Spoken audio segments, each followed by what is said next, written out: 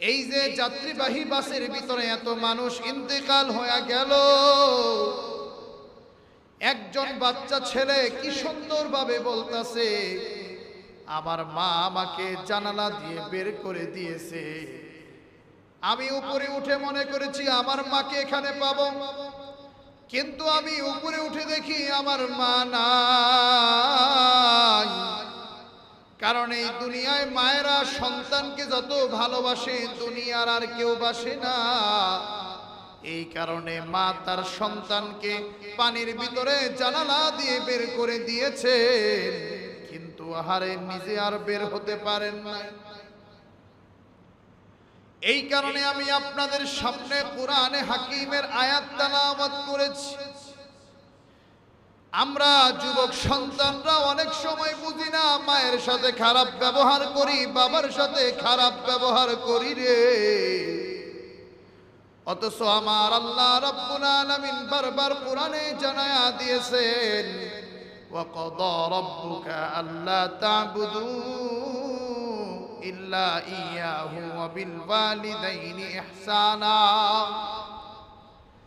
আল্লাহ রাব্বুল আলামিন যেখানে কোরআনে নিজের ইবাদতের কথা বলেছেন, সেখানে আল্লাহ রাব্বুল আলামিন মা বাবার খেদমতের কথাও বলেছেন।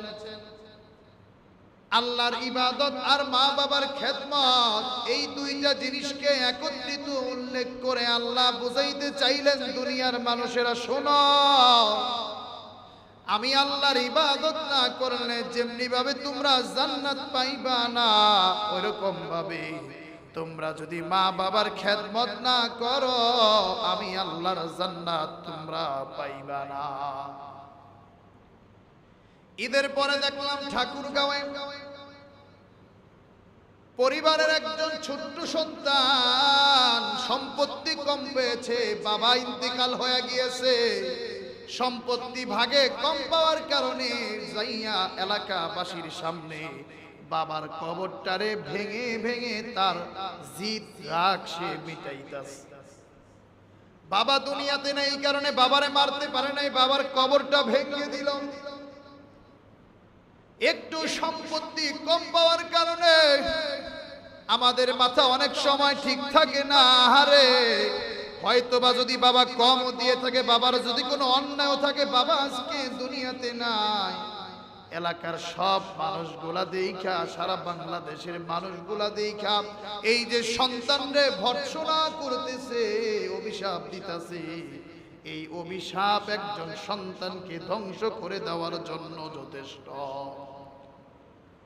এই কারণে আমার যুবক ভাইরা, আমার মাইকের আওয়াজ যতদূর যায়, আমার আম্মা জানেরা ভালো করে শুনিয়া নাও। আমার আল্লাহ রাব্বুল আলামিন বলেন, তোমরা আমি আল্লাহর ইবাদত করবা আর মা বাবার খেদমত করবা। মা বাবার সাথে কেমন আচরণ হবে, মা বাবার সাথে কেমন কথাবার্তা হবে, আমার আল্লাহ রাব্বুল আলামিন এই কনভারসেশন গুলো কুরআনে হাকিমে উল্লেখ করে দিয়েছেন।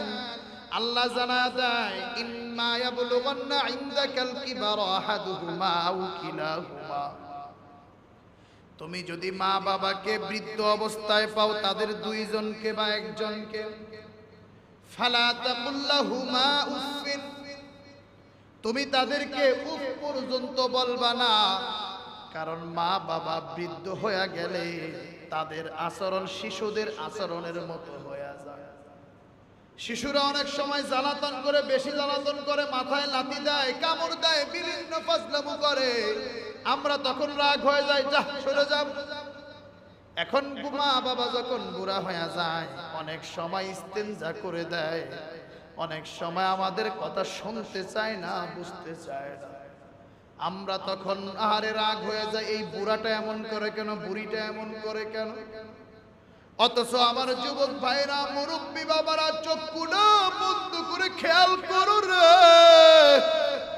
আমি আর তুমি যখন ছোট ছিলাম, প্রচন্ড শীত, আহারে মা বাবার মাঝখানে শুয়ে আছি, প্রসাব করে দিয়েছি, ঠান্ডা, আরে ওই ঠান্ডা সহ্য করার মতো না, কিন্তু সন্তানের গায়ে ঠান্ডা লেগে যাবে এই কথা ভেবে মা সারা রাত ঠান্ডা জায়গায় শুয়েছে, আর সন্তানকে আমাদের মতো সন্তানকে গরম জায়গায় শোয়ায়া আস্তে আস্তে বড় করছে।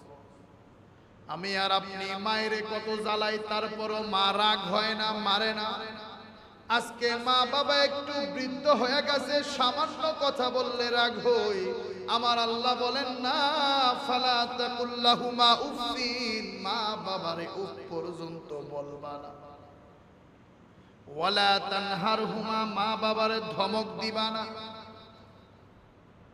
আজকে তাকায় দেখেন, একটা জিনিস মনে রাখবেন, সূর্যের তাপ আর বাবার রাগ, এই দুইটা জিনিস যে মানুষ সহ্য করতে পারে, তারা ইনশাআল্লাহ অনেক বেশি বড় হয়ে যায়, সফল হয়ে যায়। আজকে বাবা আছে, রাগ করে, ঠিক মতো এইটা করস নাই কেন, ওইটা করস নাই কেন, কিন্তু যেদিন বাবা মরে যাবে সেদিন আর এই কথাটা কেউ বলবে না, সেদিন আর এইভাবে কেউ রাগ করবে না। আজকে আমাদের যাদের বাবার ছায়া, মাতার ছায়া উপরে আছে, আমি আর আপনি কল্পনা করতে পারি না আল্লাহর রহমত কি পরিমাণ আমার আপনার উপর আছে। এই কারণে ইমানদার মুমিন মুসলমান, এইখানে যাদের মা বাবা নাই তাদের জন্য আমি আর আপনি দোয়া করব, আল্লাহ মা বাবাদের কবর গুলারে তুমি জান্নাতের বাগিচা বানায় দাও। একটু জোরে পড়েন না আল্লাহুম্মা আমিন। আল্লাহ রাব্বুল আলামিন বলেন, ওয়ালা তানহারহুমা, মা বাবারে ধমক দিবা না। ওয়া কুল লাহুমা কওলান কারীমা, মা বাবার সাথে কথা বলবা, কেমন কথা সেটাও আল্লাহ বলেন, সেই কথাটা হবে কারীমা, সম্মানের কথা।